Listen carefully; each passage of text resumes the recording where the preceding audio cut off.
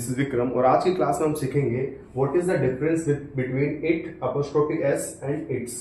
तो आज हम समझेंगे इट अपोस्ट्रोफी एस जब हम यूज करते हैं तो इसका मीनिंग क्या होता है, और इट के साथ डायरेक्टली हम एस यूज करते हैं तो इसका मीनिंग क्या होता है। जब भी हम इट के साथ अपोस्ट्रोफी एस हम यूज कर रहे हैं तो इसके दो मीनिंग हो सकते हैं, या तो हो सकता है इट इज, क्या हो सकता है इट इज, या फिर हो सकता है इट हैज। तो इट के साथ अगर ये साइन आपको मिले जिसको हम कहते हैं अपोस्ट्रोफी एस, तब इसका मीनिंग होता है इट इज या फिर होता है इट हैज। और जब हम बात करें इट्स, तो इट्स हम तब यूज करते हैं जब हम पोजीशन शो कर रहे हैं, जैसे हिंदी में अगर आता है जैसे उसका, उसकी, तब हम यूज करते हैं इट्स का।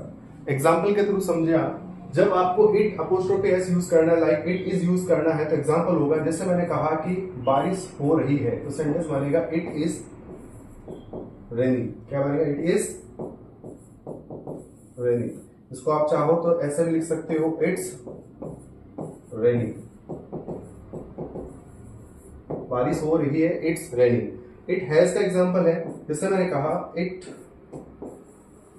Has been, it has been a long time. It means लंबा समय हो गया है, तो उस कंडीशन में आप यूज कर सकते हो it has been a long time.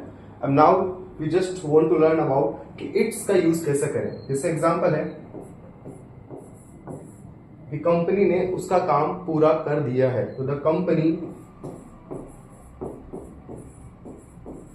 Company has finished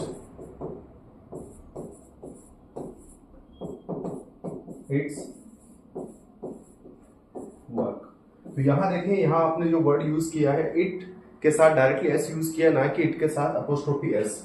तो इट के साथ अपोस्ट्रोफी एस हम तब यूज करेंगे जब सेंटेंस में हमें लिखना हो इट इज या इट हैज, और इट्स का यूज हम तब करेंगे जब सेंटेंस में उसका मीनिंग निकल रहा हो, उसकी यानी पोजीशन शो कर रहा हो। जैसे the company has finished it's work, company ने उसका काम पूरा कर लिया है। या फिर next example, the cat is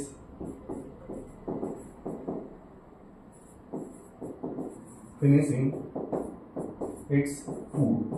It means कि बिल्ली उसका खाना फिनिश कर रही है। तो the cat is finishing its food, तो यहाँ पर इट्स हमने यूज किया किसके लिए? केट के लिए। कंपनी के लिए हमने क्या यूज किया? यहाँ पर इट्स, यानी the company has finished it's work. तो आई होप आपको ये क्लियर है कि इट के साथ अपोस्ट्रोफी एस जब आए तब इसके मीनिंग दो हो सकते हैं, इट इज, इट हैज।